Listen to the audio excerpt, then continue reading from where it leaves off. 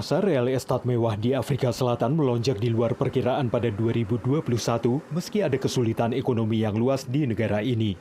Firma analisis properti Lightstone melaporkan pasar mewah naik ke level tertinggi selama 6 tahun dalam total nilai pembelian transfer.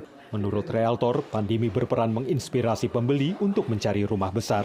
Because everybody is now working from home, everything has changed. People now need almost like a study for every individual in the home. So if you have 2 teenagers and 2 adults, you actually need 4 workspaces now because they all end up working from home.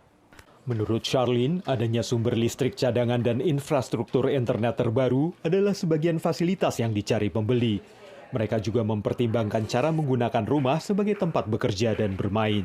People now need double the reception space because you want a facility where various parts of the family can have gatherings going on at the same time. Also, very importantly, is the inside-outside feel.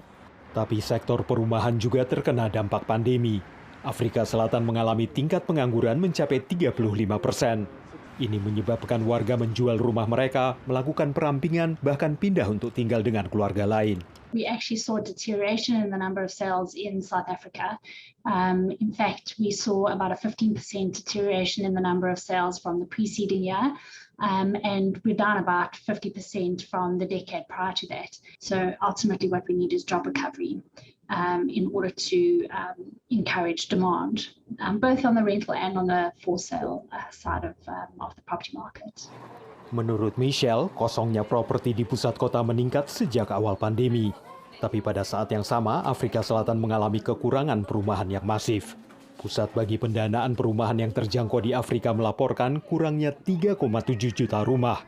Kekurangan ini diperkirakan bertambah sebesar 178.000 rumah setiap tahun. Artinya 20% rumah tangga perkotaan berada di permukiman informal. Perumahan pemerintah tidak dibangun dengan cukup cepat dan kondisi rumah-rumah tua di komunitas seperti Soweto semakin parah. As a pastor, I'm crying because this is not the only houses that looks like this. There are even others that is also worse. Even if we could have money, we would have built our own places. But because people, they don't have jobs, so even myself, I'm not working. My wife is not working. You see, so really we are not fine. We are not okay.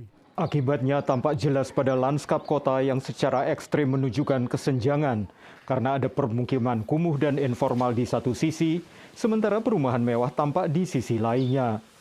Prospek jangka panjang pasar perumahan juga belum jelas karena masih adanya dampak pandemi. Dan menurut para ahli, kesenjangan ini hanya akan membaik apabila ada pertumbuhan ekonomi dan penurunan tingkat pengangguran. Dari Arlington, Virginia, saya Helmi Yohanes dan tim VOA.